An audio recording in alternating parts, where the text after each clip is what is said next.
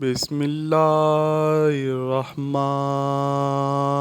الرحیم۔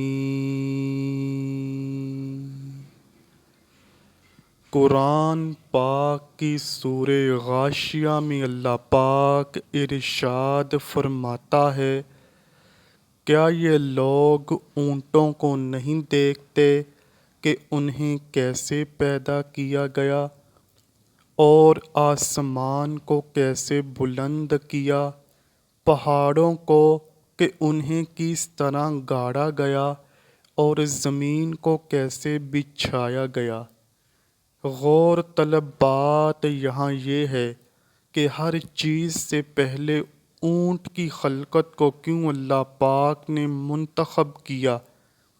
اس سلسلے میں مفسرین نے بہت کچھ تحریر کیا، لیکن یہ چیز واضح ہے کہ ابتدا میں روئے زمین صحن مکہ کے عربوں کی خصوصیتوں کا حامل ہے جو اسے دوسرے جانوروں سے ممتاز کرتی ہے۔ حقیقت یہ ہے کہ وہ اللہ کی نشانیوں میں سے ایک نشانی ہے۔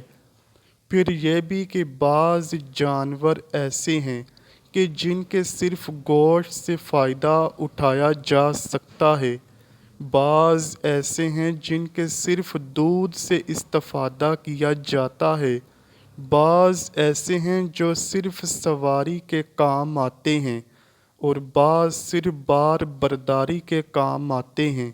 لیکن اونٹ ایسا جانور ہے جس میں یہ تمام خصوصیتیں پائی جاتی ہیں۔ دوستو، آج کی ویڈیو بنانے کا جو مقصد ہے وہ یہی ہے کہ آخر اللہ پاک نے اونٹ کا ذکر ضروری کیوں سمجھا، اونٹ سانپ کیوں کھاتا ہے، اونٹ کا گوشت کھانے کے بعد وضو کرنا کیوں ضروری ہے، اونٹ جنسی ملاپ کے بعد روتا کیوں ہے۔ اونٹ کے عربی معنی خوبصورت کے ہوتے ہیں۔ دوستو، اونٹ دو قسم کے ہوتے ہیں، ایک کوہان والے اور دو کوہان والے۔ اونٹ کی سب سے بڑی خصوصیت یہ ہے کہ وہ اپنی کوہان میں چکنائی جمع کر لیتا ہے اور ضرورت کے وقت اس چکنائی کو غذا کے طور پر استعمال کر لیتا ہے۔ اونٹ طویل عرصے تک پانی پیے بغیر زندہ اسی لیے رہ لیتا ہے کہ اس میں اوول ریڈ بلڈ سیلز پائے جاتے ہیں جس سے وہ پانی کو جمع کرتا ہے۔ اونٹ ایک ایسا جانور ہے جو بھاری وزن اٹھا کر بھی روزانہ 40 کلومیٹر سفر طے کر سکتا ہے۔ اونٹ 16 میل فی گھنٹہ کے حساب سے سفر کرتا ہے۔ اونٹ خود کو ہر طرح کے موسم میں ڈھالنے کی صلاحیت رکھتا ہے۔ وہ 800 کلو گرام تک وزن اٹھا سکتا ہے۔ دو قسم کے اونٹ بہت ہی مشہور ہیں۔ پہلا اونٹ وہ ہے جس کی کوہان لمبی ہوتی ہے۔ دوسرا وہ قسم کا اونٹ جس کی دو کوہانیں ہوتی ہیں۔ اونٹ 40 میل فی گھنٹہ کی رفتار سے دوڑتا ہے۔ اونٹ کے اوپر والے ہونٹ دو حصوں میں بانٹے ہوتے ہیں۔ اونٹ کی آنتیں اتنی مضبوط ہوتی ہیں کہ یہ سخت سے سخت چیز کو بھی بآسانی سے ہضم کر لیتا ہے۔ ایک دفعہ رسول اللہ صلی اللہ علیہ وآلہ وسلم کے پاس ایک اونٹ آیا۔ اس نے حضرت محمد صلی اللہ علیہ وآلہ وسلم کے کان کے پاس منہ رکھ کر کچھ کہا۔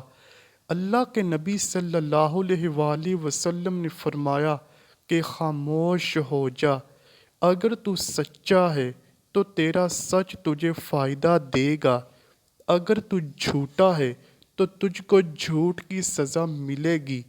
بے شک جو ہماری پناہ میں آ جائے اللہ پاک اس کو پناہ دیتا ہے۔ صحابہ کرام نے عرض کیا، اے اللہ کے نبی صلی اللہ علیہ وآلہ وسلم، یہ اونٹ کیا کہہ رہا تھا؟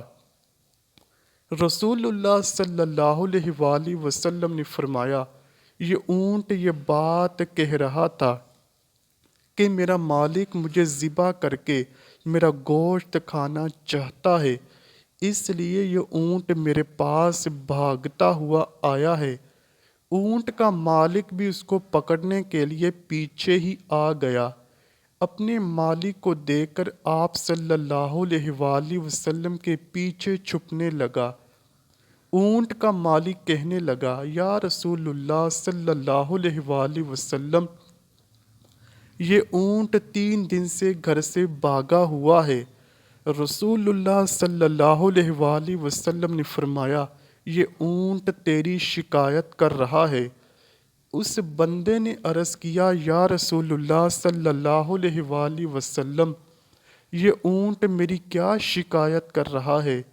آپ صلی اللہ علیہ وآلہ وسلم نے فرمایا، یہ کہہ رہا ہے میں نے ہر آسانی اور مشکل وقت میں اپنے مالک کا ساتھ دیا، میں گرمیوں سردیوں میں اپنے مالک کی خدمت کرتا رہا، اب جب میں بوڑھا ہو چکا ہوں تو یہ مجھے اب ذبح کرنا چاہتا ہے۔ اس بندے نے عرض کیا، اے اللہ کے رسول صلی اللہ علیہ وآلہ وسلم، ہم اس اونٹ کو یا تو ذبح کریں گے یا بیچ دیں گے۔ رسول اللہ صلی اللہ علیہ وآلہ وسلم نے اس اونٹ کو 100 درہم میں اس بندے سے خرید کر آزاد کر دیا۔ اس کے بعد اونٹ نے نبی کریم صلی اللہ علیہ وآلہ وسلم کے پاس جا کر آواز نکالی۔ آپ صلی اللہ علیہ وآلہ وسلم نے فرمایا، آمین۔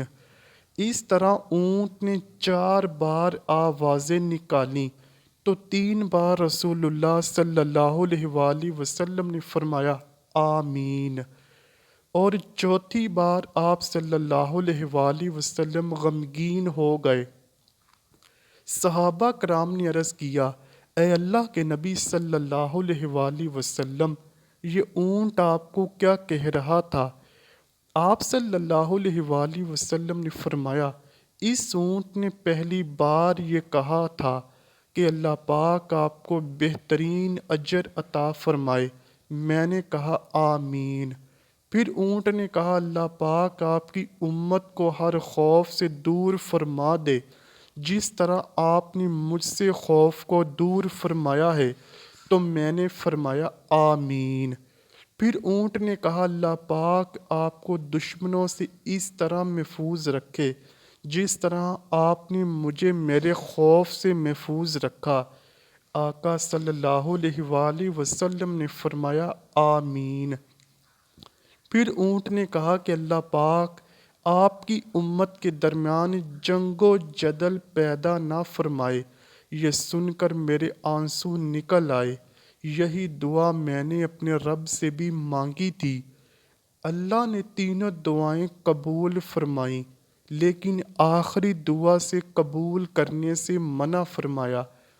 حضرت جبرائیل علیہ السلام نے مجھے آ کر بتایا ہے کہ میری امت آپس میں ہی تلواریں نکالے گی۔ جو کچھ ہونے والا ہے قلم لکھ چکا ہے۔ ایک بار ایک صحابی نے رسول اللہ صلی اللہ علیہ وآلہ وسلم سے عرض کیا، یا رسول اللہ صلی اللہ علیہ وآلہ وسلم، میں بکری کا گوشت کھانے کے بعد وضو کروں؟ آپ صلی اللہ علیہ وآلہ وسلم نے فرمایا، اگر تمہارا دل چاہے تو کر لو ورنہ نہ کرو۔ پھر صحابہ نے عرض کیا، اے اللہ کے نبی صلی اللہ علیہ وآلہ وسلم، میں اونٹ کا گوشت کھانے کے بعد وضو کر لوں؟ ہاں، اونٹ کھانے کے بعد وضو ضرور کرنا ہوگا۔ پھر اسی صحابی نے عرض کیا، میں بکریوں اور اونٹ کے باڑے میں نماز ادا کر سکتا ہوں؟ آپ صلی اللہ علیہ وآلہ وسلم نے فرمایا، بکریوں کے باڑے میں نماز ادا کی جا سکتی ہے، لیکن اونٹ جہاں پہ رکھا ہو وہاں پہ تم نماز ادا نہیں کر سکتے۔ اونٹ کا گوشت کھانے کے بعد وضو کرنا لازم ہے۔ دوستو، یہاں ایک بات قابل ذکر ہے کہ اونٹ کو ایک انوکھی بیماری لگتی ہے جس کے علاج کے لیے اس کو سانپ کھانا پڑتا ہے، اس بیماری کا نام حیام ہے۔ یہ بیماری لگتے ہی اونٹ کھانا پینا چھوڑ دیتا ہے اور مرنے تک مشرق سے مغرب تک سورج کو ہی دیکھتا رہتا ہے۔ اس بیماری کے علاج کے لیے اونٹ زندہ سانپ ڈھونڈ کر کھا جاتا ہے، جس کے زہر سے اس کو شدید پیاس لگتی ہے اور جس وجہ سے وہ شدید پانی پیتا ہے اور اس کی آنکھوں سے آنسو بھی مسلسل جاری رہتے ہیں۔ ان آنسوؤں کو مختلف بیماریوں کے علاج کے لیے استعمال کیا جاتا ہے، کیونکہ یہ سانپ کے زہر کی وجہ سے نکلتے ہیں۔ سانپ کھانے کے بعد زیادہ پانی پینے اور آنسوؤں کے آنے کے بعد حیام کی بیماری ختم ہو جاتی ہے۔ دوستو، آخر میں آپ کو بتاتے چلیں کہ اگر آپ معدے کی جلن، تیزابیت، نمونیا اور مختلف بیماریوں سے بچنا چاہتے ہیں تو آج سے ہی اونٹ کا گوشت ہفتے میں ایک دفعہ لازمی کھائیں۔ اونٹ کبھی بھی اپنی ماں کے ساتھ جنسی عمل نہیں کرتا۔ عربی کی ایک کتاب میں یہ واقعہ لکھا تھا کہ ایک آدمی نے اونٹ کی آنکھ پر کپڑا باندھ کر جنسی ملاپ کرنے کے لیے اس اونٹ کو اس کی ماں کے اوپر ہی چھوڑ دیا۔ جب اونٹ اپنی ماں سے جنسی عمل کرنے لگا تو اس نے اپنی ماں کو پہچان لیا اور فوراً ہی اس نے اپنے نفس کو اپنے دانتوں سے کاٹ ڈالا۔ اس کے بعد ایک دن اس اونٹ نے اس آدمی پر حملہ کیا اور اس کو بھی مار دیا اور اپنے آپ کو بھی ختم کر لیا۔ رسول اللہ صلی اللہ علیہ وآلہ وسلم کے پاس ایک اونٹنی اور ایک اونٹ تھا۔ ان کا نام عزوہ اور جبکہ اونٹنی کا نام کسوہ تھا۔ کچھ روایات میں ہے کہ یہ ایک ہی اونٹنی کے نام تھے۔